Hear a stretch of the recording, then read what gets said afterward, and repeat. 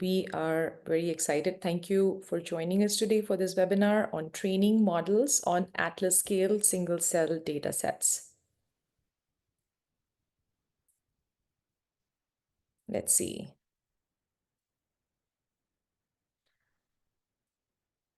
We have 24, our ticker is going up. Let's kick off. Hi again. My name is Devika Garg. I am the Director of Product Marketing at TileDB. Been in the industry for about a decade, more than a decade, in both bench science and product roles. Thrilled to facilitate this session today. Maher Hamdi, my colleague, he holds the puppet strings and he's going to make sure everything goes smoothly. And then we have our powerhouse of speakers who will take us through the story. This is a team of experts at the junction of computational biology, ML, and genomics. We have Aaron Bullen, product manager for single cell solutions at TileDB, Ryan Williams, he's staff software engineer, and Nikos Papailiou, principal software engineer. And so among the many things that my colleagues will talk about today, we'll talk about our partnership with CZI, Chan Zuckerberg Initiative, which has been going strong for a number of years now, where we've done foundational work together, building a data model for single cell data sets. And this has helped power data from more than 100 million cells on Cell by Gene, which is the largest public repository of single cell data in the world. Aaron, Ryan, and Nikos will be taking us through all of that and demos in TileDB in short order. And as we move along, please feel free to add your questions in the Q&A chat. So let's see. So to start off, I want to level set with a couple of quick poll questions just to get a sense of where we are. Like, what is the level of single cell data use in your organization and your personal level of experience with ML techniques applied to this data? I think that'll be helpful to our speakers, and in general, we let it run for a little bit.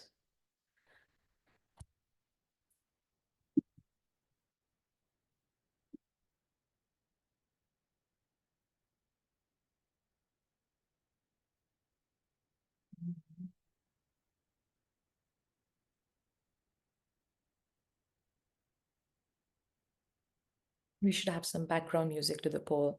Let's see, how are we doing on numbers? Come on, people. All right. Let's push it out.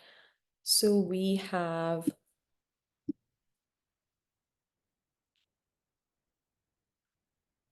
many beginners, some advanced users, intermediate on the ML side, and a few folks out there who are generating single cell data at Atlas scale, many using publicly available. All right, well, this is great. Aaron, any comment, Aaron, Ryan, Nikos on this one? And then we can just get started. Sounds good. Thank you, Devika. Great. So here's the agenda. The goal for today's webinar is to demonstrate how TileDB SOMA allows you to manage and analyze massive single-cell data sets that are too large to fit into memory. In particular, we'll be working with the CZI Cell by Gene Discover Census, which, as Devika noted, is rapidly approaching 100 million cells and has proven to be an incredibly valuable resource for the single-cell community. And as we'll discuss, it's built on TileDB SOMA. But important to note, everything we show here today is applicable to any single cell data set you have. For these increasingly large data sets, a format that allows you to easily query and subset data is critical for interactive analyses and performing out of core workflows like training machine learning models, which we'll talk about today. So I'm going to start with an overview of TileDB's core technology and how it makes it possible to work with data sets of this scale before getting into TileDB SOMA and some of the features it offers. Then I will hand it off to Ryan, who's going to introduce TileDB SOMA-ML, which is a new package we're developing that provides a SOMA native interface for Pytorch. We are making this package available as a technical preview, and we're really interested to get feedback from the community on it. Our contact info will be provided at the end of the presentation, so if you're interested in testing it out and have any feedback, please reach out to me. In the last section, Nikos is going to show off our TileDB-based vector search library and how you can use it for single-cell applications like cell type reference mapping. Much of this work has been done in collaboration with our friends at CZI, so I want to be sure to acknowledge them for all of their amazing contributions to SOMA. So when we first started working together on SOMA, there were a few key pain points that we were hearing over and over from the community that we wanted to address. First was the size of the data sets, which are increasingly too large to comfortably fit into memory. And of course, this is especially true if you're working with data sets composed of many individual experiments like the census. So you need a way to selectively load subsets of data and the ability to iterate over data in chunks to perform out-of-core operations. Second was the lack of interoperability between formats. As I'm sure most people here realize, the storage format you use is typically determined by the toolchain you use, and this makes collaboration difficult, especially if you're working in a multi-language group with Python and R users. So we wanted to provide a format that wasn't tied to a particular language or a particular toolchain. And finally, data sharing or dissemination is a challenge. Users, they want to be able to take advantage of cheap cloud storage to host their data. But with most current solutions, you typically have to download the entire thing first before you can do anything with it. And this was a key challenge for CZI to deliver the census, which they wanted to make publicly available in the cloud. Okay, so let's talk about TileDB's core database and how it helped us address these challenges. So first of all, what makes it different? Unlike traditional databases, which are built around tables, TileDB's core storage engine is built around multi-dimensional arrays, which gives it the flexibility to handle a wide variety of data types like key value pairs, dense and sparse multi-dimensional arrays, and tables too. And this was key for SOMA, since a typical single-cell dataset will contain a mix of all of these data types. And similar to traditional databases, you can specify which attributes in your data should be indexed for fast retrieval. And these values can be ints, float, strings, even dates and times. So you have a lot of flexibility there. And TileDB was designed to be highly scalable and handle data sets of any size. And because of how it handles your data, it actually breaks it into small tiles on disk. You can perform queries to selectively load only the data you need, so you're able to efficiently work with larger than memory data sets. Also worth noting, it's a columnar format, which means individual attributes are efficiently compressed and can be accessed independently. So if you're working with a table that contains a ton of columns, you can specify exactly which ones you want to access. And all of this works the same whether you're storing data on your local disk or in a cloud object store like S3.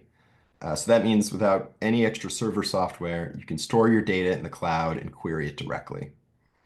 And finally, to optimize performance, the core TileDB library is written in C++, but we provide API bindings for a wide variety of languages, including Python, R, Go, and many others. So you can write your data once and then access it from almost anywhere. And so using this columnar format to model multidimensional arrays gives us the flexibility to tackle a wide range of modalities. Just in the life sciences, we have applications for biomedical imaging, which stores pixel data in dense arrays indexed by X, Y, and the channel, depending on the format. We have an application for VCF data, which stores each variant along with its attributes in a three-dimensional sparse array indexed by chromosome, position, and sample ID. And of course, for omics data like single cell, you're primarily working with large and very sparse 2D arrays where each value is indexed by its feature and sample ID. So with one format, we're able to address all kinds of different data types and applications. And with our TileDB platform, we offer a turnkey solution for managing, analyzing, and sharing all of these data types and any other data you might have. So this provides you things like data cataloging, access controls and logging, a simple point and click for sharing. So there's no need to understand or mess with IAM roles. It also includes hosted Jupyter notebooks and dashboards. So you have a lot of flexibility there in terms of your analysis tools. And there's a serverless compute platform for easily scaling your analysis workflows. Uh, and so with TileDB, you can manage all of your data in one place. Every asset in the catalog gets a nice landing page like the one you see here on the left, along with a unique URI for secure access. You can perform analyses, like I said, in our Jupyter Notebook environments and build out your distributed workflows. I have an example here on the right for a SOMA workflow that performs the same query on 8 different tissue-specific data sets in parallel and then merges the result in a single data frame. So this is just a simple example, but it shows how you can easily scale analyses without having to worry about your infrastructure. Okay, so if you're not familiar with SOMA, it's a data model and an API. We developed it in collaboration with CZI to help standardize the way single-cell data is stored and accessed at scale.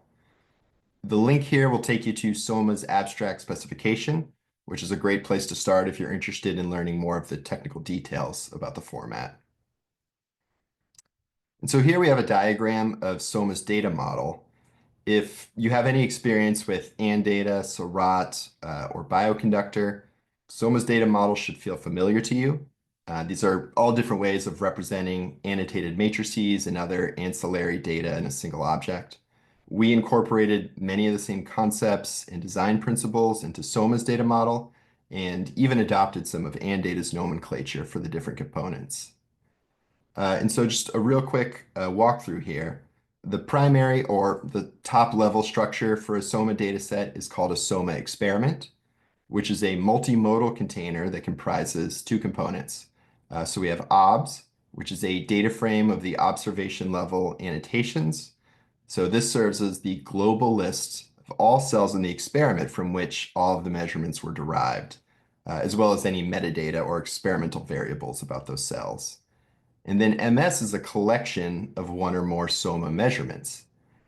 Each SOMA measurement is a container for a single modality of data. So, your RNA expression data, for example, that are derived from the cells in OBS. And at a minimum, this contains var, which is a data frame containing the variable level annotations, so like your gene metadata. And then X, which is a collection of one or more 2D arrays, which is where you store the measurement values. So X is a collection to allow you to store multiple transformations of the same data. For example, your raw counts, your normalized counts, etc., which we refer to as different layers. And beyond that, we provide predefined slots for storing derived results like embeddings, nearest neighbor graphs, and other types of data that are typical to single-cell analysis. Um, if you're interested to learn more details about the data model, I'd recommend checking out the abstract specification we referenced earlier, as well as TileDB Academy, which provides a more user-friendly, less technical overview of the data model and its components. And so in terms of features, what SOMA provides is a language-independent storage format. TileDB SOMA offers APIs in both Python and R, and these are interoperable with popular single-cell analysis toolkits like ScanPy, Seurat, and Bioconductor. And because it's built on TileDB Core, it provides native support for cloud object stores, so you can write to or read from S3 directly without having to download anything first.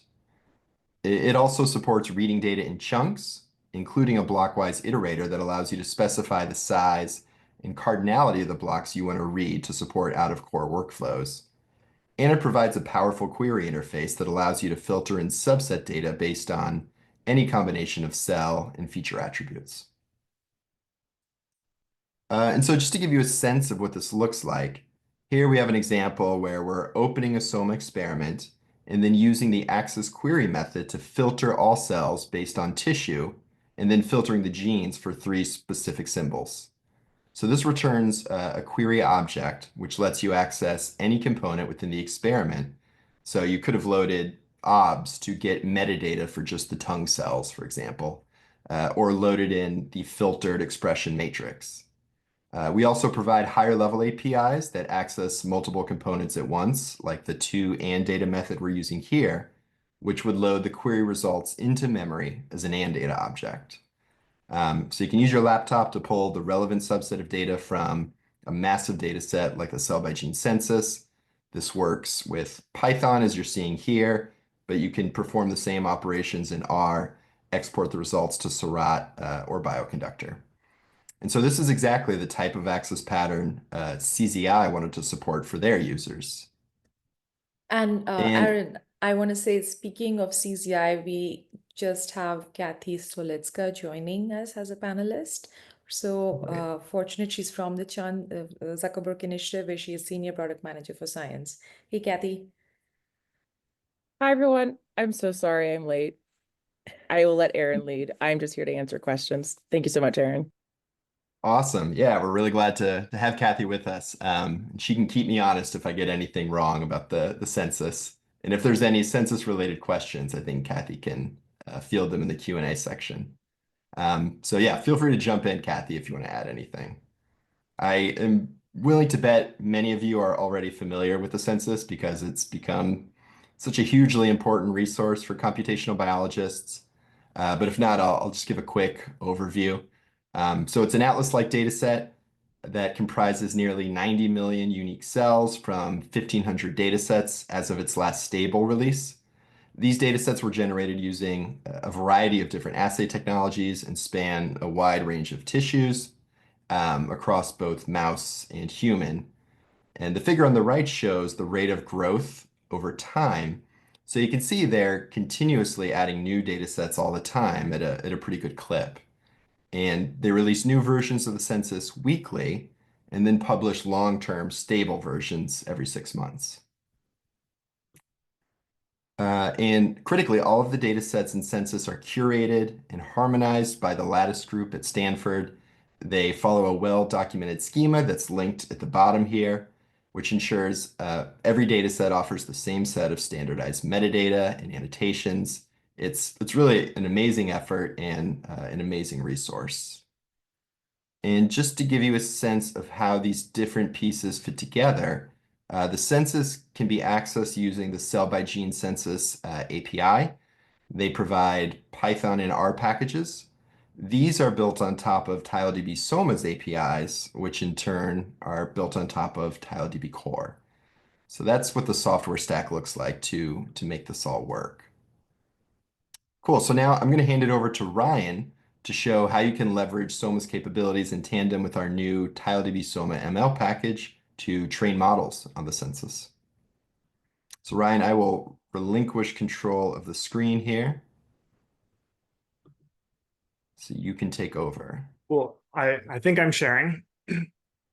Thanks, Aaron. Hi, everyone. Ryan Williams. I'm a software developer at TileDB. As Aaron mentioned, TileDB SOMA-ML is a library we are alpha releasing with our latest code for training Pytorch models on SOMA data. We are excited to get feedback from you all about what would be useful here and what you might want to use it for. So this started as an experimental module in the cell by gene census repo developed by Chan Zuckerberg Initiative. But we recently factored it out as its own library and made several improvements. We have updated the Pytorch APIs that it uses, improved the data shuffling behavior, and added multi-GPU support. There's a couple links here to more info and history about that we'll be sending out after the webinar if you're curious. The data shuffling behavior in particular is a bit nuanced and part of the reason for having a dedicated library to make this turnkey for users. In general, iterating through SOMA data sequentially is the fastest way to access it. It lets us use everything we read from disk and prefetch tiles.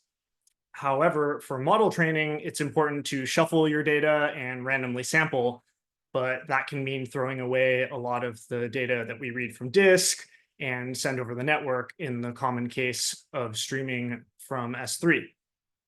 So in collaboration with CZI, we developed a hybrid approach where we randomly sample chunks of data from around the census or the data set that you're querying. We benchmarked that and found default parameters that optimize for both speed and model convergence. Here, the top two plots show before and after training loss graphs from iterating through the census sequentially versus with this block-based shuffling. On the left, you can see significant batch effects because adjacent census data tends to come from the same data sets or sequencing runs, which makes for inefficient training. On the right, you can see that by shuffling the data, even in these shuffle chunks, the loss is smoothed out and essentially random, which is what we want. And finally, the bottom plot shows some parameter sweeping and benchmarking of the various chunk and batch sizes that we did to determine optimal default parameters so that hopefully you won't have to worry about any of this and it will just work. So with that all said, let's run through a simple example using TileDB SOMA-ML to train a model. I'm gonna go ahead and just run all the cells because there's a training step lower in the notebook that takes a few minutes. So in this notebook, we are going to query for cells from the census from a certain tissue type and train a very simple cell type predictor over those cells. So here we are setting up some configs. The census version will use the latest long-term supported release there, and we're looking at human data. And the census lives in US West 2 on S3, so that's generally where you want to be running if you're streaming from census data. So here we open the census as a TileDB SOMA experiment and prepare a query over the census, filtering to cells from tongue tissue. This is a small set of about 15,000 cells among 74 million human cells in the census that we can use for demo purposes. And we're removing non-primary representations of cells. Some cells appear more than once in the census. So we're just kind of deduplicating here. This filter is over the OBS data frame, which contains the cell metadata, and we create a SOMA experiment access query here. Up to this point, everything is lazy. No data has been fetched. Since we're predicting cell types, those are stored as strings in the census. And for training and inference, we want to convert those to integers, basically make it a categorical data type. So we're preparing that here. This line is the first data that's actually fetched from the census, but it's a small amount because we're just looking at the OBS data frame, which is already relatively small compared to the expression matrix.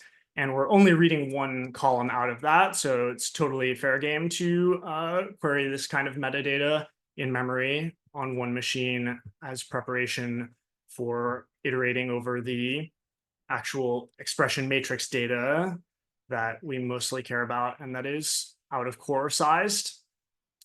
So here we take this SOMA query and we are wrapping it in a SOMA-ML experiment query iter data pipe. And this is a torch data abstraction for taking some data and breaking it into batches that we can send on to Pytorch to do model training. We are looking at the raw expression counts. We are also fetching the cell type metadata column so that we can train against that and test against it. And these are default parameters that I've just made explicit here about the batch size that we'll be sending on to the GPU. and you generally do want to shuffle, use the shuffle mechanism that I described previously. So exploring this data set that we've created a bit, the shape, this is the number of batches that we will be sending to the GPU or training on in each epoch. It's, I mentioned it was about 15,000 tongue cells in the census and 128 cells per batch. So that's where that nets out to 118 batches, and there's 60,000 genes for each cell that we'll be training on.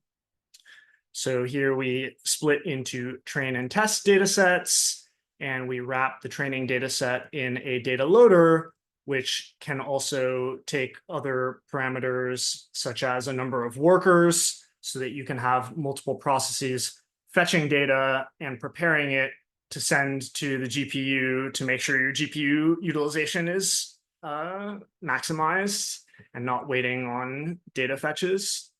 But here we're just running with one data fetching worker. So this is a simple logistic regression model that we'll use. The input dimension will be the number of genes for each cell, which we saw was 60,000. The output dimension is the number of cell types, which I think I sort of skipped over, but we created an encoder about that to map between the string data that's in the census and the some integers that the model can train on. This is a simple helper function to train a single epoch over the data. We iterate over each batch that the data loader emits, and we obtain expression data and cell type labels. We ask the model for its outputs and convert those to a cell type prediction with softmax. And then we encode the true labels and compare those, compute the loss, propagate the gradients. And scrolling ahead, we can see this ran for 20 epochs. So we've configured it to use the GPU if it's available, otherwise the CPU. There's also multi-GPU support that I mentioned. And the input dimension is the number of genes, output dimension, number of cell types. Create the model, loss function, and optimizer, and train for 20 epochs. So you can see the training data, even with this very simple model, it progressed pretty well up into the 90% of accuracy. And so, yeah, so we've trained a model, very simple one, but we can grab one as a test. We can sample one batch of test data and see how it performs on that. So here we are wrapping the test data in a data loader, sampling one batch of expression data and the actual cell type labels from that, and encoding the cell type labels, feeding the expression data to the model, obtaining its predictions. You can see these are the encoded integers representing the cell types. We convert those back to string cell types here, and we can see, okay, it got about 87% accuracy on this one batch of test data, and visualizing it here, it's a reasonably strong accuracy down the main diagonal. So, you know, not a super useful model on its own, but hopefully illustrative of the things you can do here without having to download this data ahead of time or do other kinds of preparation on it when it's already in TileDB SOMA format somewhere on S3. So again, excited to hear people's thoughts about this, what they'd like to use it for. And with that, I will hand it off to Nikos to talk about TileDB vector search and cell similarity. Hello, everyone. Let me share my screen.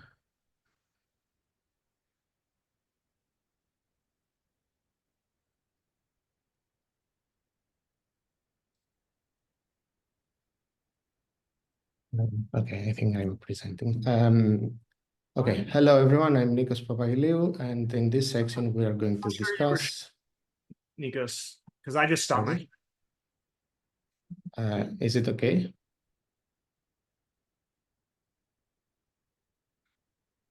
Is the Yes, presentation? it's all good. Yes. I think we can go ahead. Okay.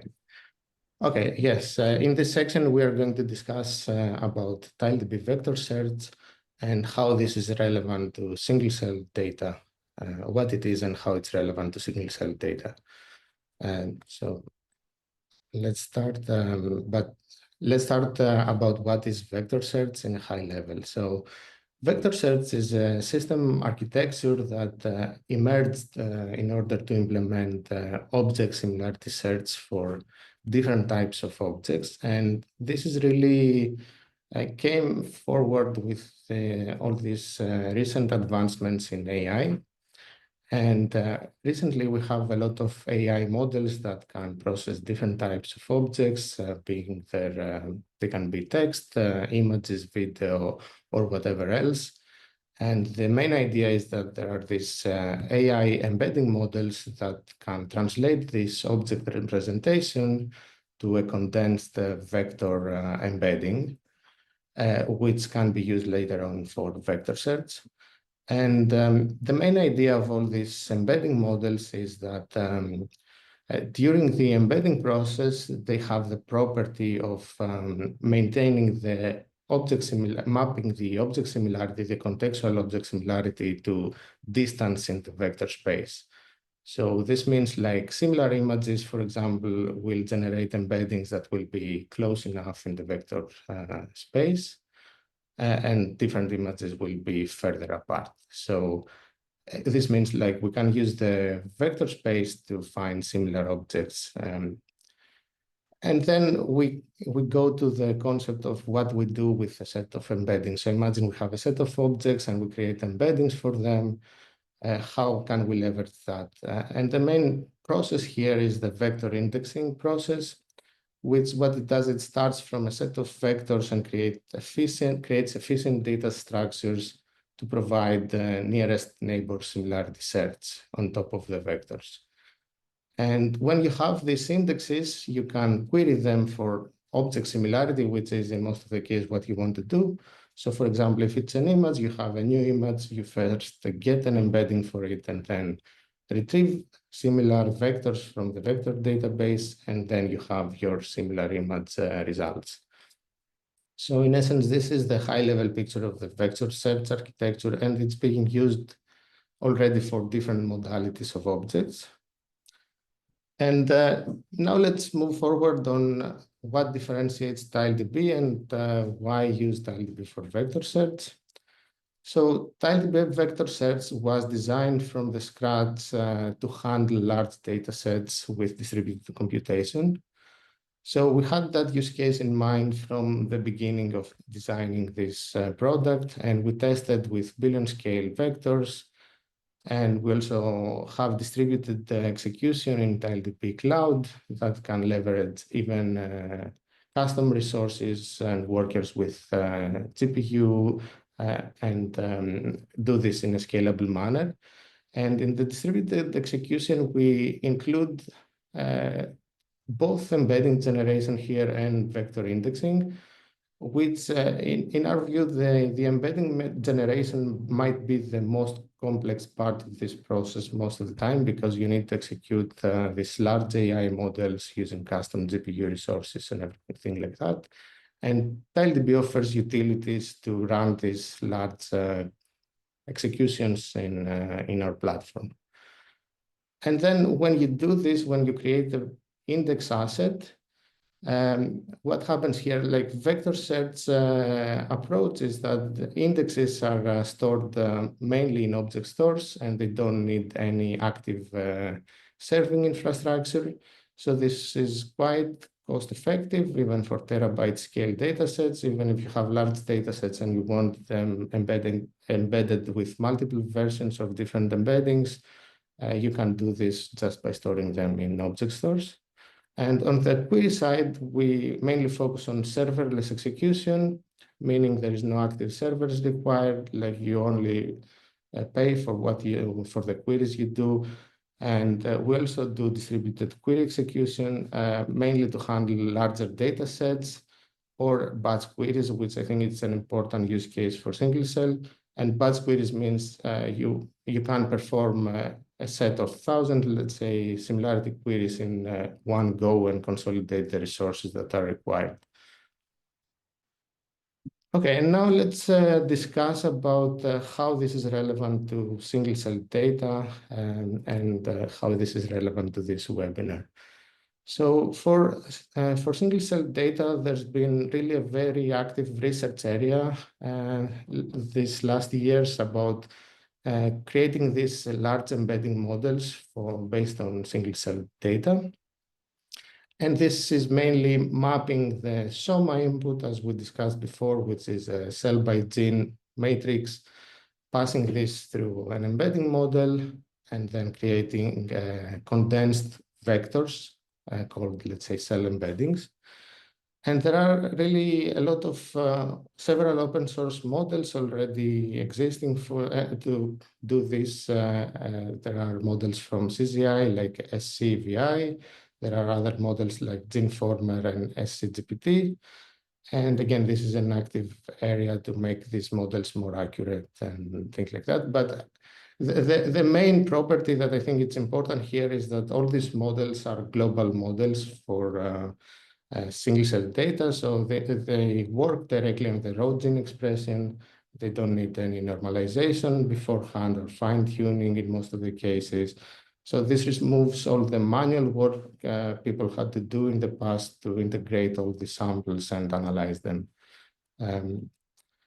And after this, after we have the cell embeddings, what can we do with them? And for us, it's we create a cell similarity index, we call it, which means you can take a reference data set like census, embed it, and then index it in order for people to be able to do cell similarity search. And in this case, CCI has really made publicly available a lot of different embeddings versions for census for the entire data set. And they also have a public available indexes of those embeddings stored in TileDB. And you can use them directly without directly from S3 or from TileDB Cloud. And all these are open source and for everyone to use publicly. And so here, what can you do with this index, with these indexes? In our view, there are two main use cases for that we envision, at least at the moment. So the first one is sample reference mapping, which means like when you have a new sample directly out of the sequencing machine, you can perform this mapping to census, let's say, find for each cell in your sample, find similar cells, and based on the retrieved similar cells, you can propagate annotations. So for example, cell type or other types of annotations from the reference data set. So this means like you can bootstrap and get the first good analysis of your new sample directly, automatically, without any manual processing. And then another use case is interactive analysis of a cell. So for example, you have a cell of interest that you want to explore its behavior.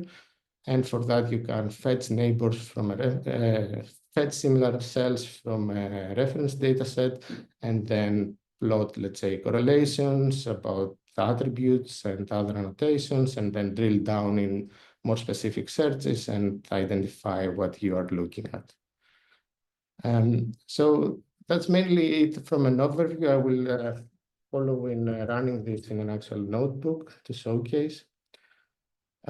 So here, let's move to the notebook. This example, this demo will showcase how we can use TileDB vector search to perform similarity search on top of the entire census dataset, which is 74 million human reference cells.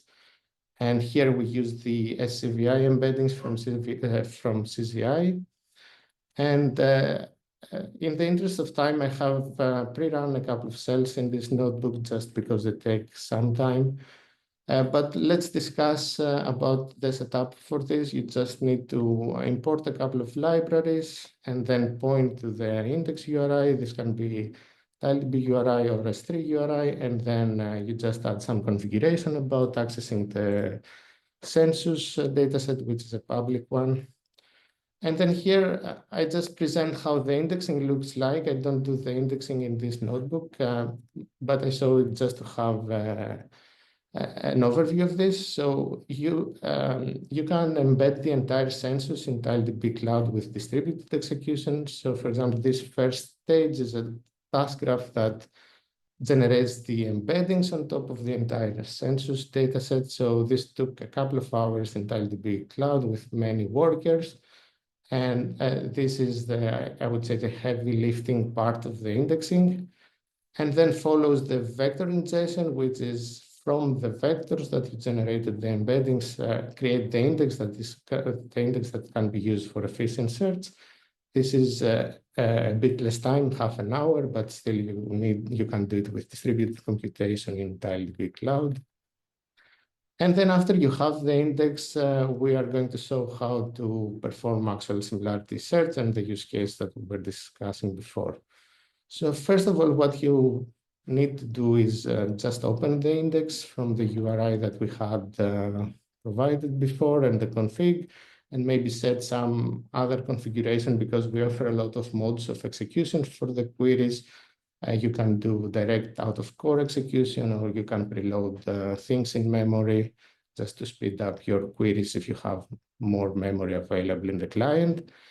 And this is an object level index, meaning it's also having the embedding that you used encoded inside of it. So it preloads the embedding, so you don't have to know anything about which embedding was used here and the version and everything. And it also knows to point to the correct census reference data, the original one, to retrieve the metadata in the end. And what we will present here, so imagine you wanted to analyze a new sample. In this case, we will use the PBMC3K cell sample, which is a popular blood cell sample consisting of 3K individual cells. And here we just fetch it as an ANN data. You see 3,000 cells, and then this is the raw input of what you would get for a new cell. And first of all, let's try to do the reference mapping we were discussing before. And here what we do in this is we query the index to get 10 nearest neighbors for each cell. And we directly pass the ANN data object, which has 3,000 cells, to retrieve not only neighbor cell IDs, but also the observations of them from the census dataset. And you see that took 10 seconds. In this case, we are in US West 2. This is also important for the query performance. But then let's see what's in the neighbors and the neighbor observations here. So let's display a random cell, let's say cell 42, and here we see a list of the 10 similar cells retrieved from the census. And we see this is really well representative. So we see it's a CD8 positive cell in most of the cases, and it's mostly from blood tissue. And we could use that information to predict cell types automatically. And what we do here is we do a majority vote for each cell from its neighbor's cell types. And let's run these cells. So for example, here we do the majority voting, and then we will do a UMAP plot of the result that you can get out of it automatically. And you see here that the result here, even the first one, is really well isolated. We have good clusters and good annotations. We can reduce a bit more the cell type label noise by just annotating Leiden clusters by popular vote, meaning that for each Leiden cluster here in the clustering, we pick one cell annotation. And this is a very good result of a primary analysis for this new sample. And again, the point here is that we got that automatically without any manual work or any pre-processing that someone can do, and you can get this out of the box quickly enough. And then moving to another use case, possible use case, is the cell interactive analysis. Again, we will use this PBMC3K cell sample for that. And in this case, let's imagine that we see a cell that is of interest and we want to explore it more. Again, in this case, we use cell 42. And for this cell, we will ask the index about the 100 nearest neighbors this time, and then plot the tissue distribution.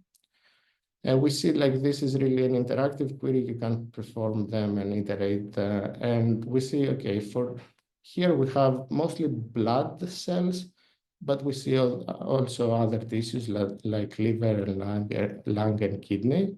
Maybe this is important. We want to explore it more, or we want to restrict only to blood cells to further drill down in our exploration. And then we can refine the similarity query. And what we do here is we have a regular pandas data frame filter that we just pass to the similarity query. So here it shows that our similarity queries can have also a structured part and a similarity part, and you can combine this. And in this, we ask for similar cells, but only from blood tissue. And let's run this again. This again takes a couple of seconds. And after that, we can plot the distribution of disease, let's say, for these cells. And maybe this is relevant, maybe not. But the point is that you can drill, you can fetch correlations, you can identify patterns, drill down with structured restricts, and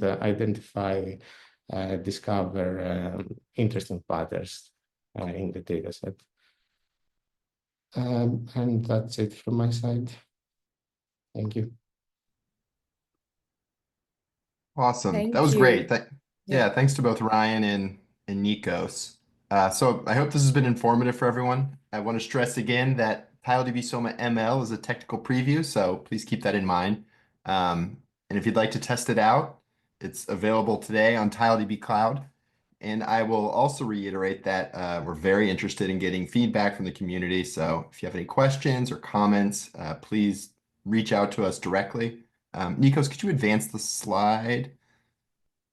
I think the next one has our contact info. Yeah, so here's our contact information. We're very willing to engage in any conversations about what you've seen today. And with that, I'll hand it over to you, to Vika, for the Q&A portion. Right. Thank you. Thanks again, everybody. Great presentations. Demos are always live demos. Carrie. So, okay, we have a few questions in the hopper. One is around TileDB is a database. Does it require a server? Aaron, if you'd like to take that. Yeah, sure. So TileDB Core is an embedded storage engine, so it does not require a server to run. You just have to install the library, which you can do directly or by installing any one of our APIs. So that could be TileDB Py via pip or TileDB R via CRAN. And they include the core library as a dependency. So from there, you're good to go. And I will also mention that all of these TileDB Core APIs are already installed in the TileDB platform. So if you spin up a notebook in whatever language you're using, you'll have access to the appropriate library right away. Nice. Another one, I think, Kathy, for you. How can we get our own data sets added to the census? So to add your data sets to the census, it'll go through the cell by gene process. And so if you have the link for census, on that exact same website is the cell by gene area where you can learn how to submit and send your data sets through our curation team, and they'll work with you on getting the metadata added to have it included. And so all data, most data, we're hoping to get all data soon for cell by gene will come down into the census. There might be some delays, like if you have, a specific data set that is only available in cell by gene, but not census yet, it'll take a minute, but we'll always be trying to make our updates so it's available soon. Wonderful. Another one around vector search. What are some other use cases for genomics with vector search? Nikos, if you'd like to. Yeah.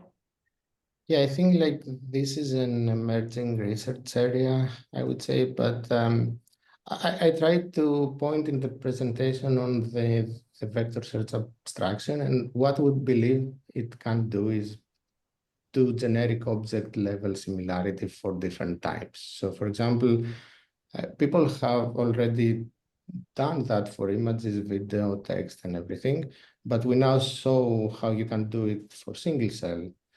But maybe we have also tried to do this for protein search, for example, because there are protein embeddings that you can use. But I would say sky is the limit. If there is an embedding for your modality, then you can do object similarity using that embedding.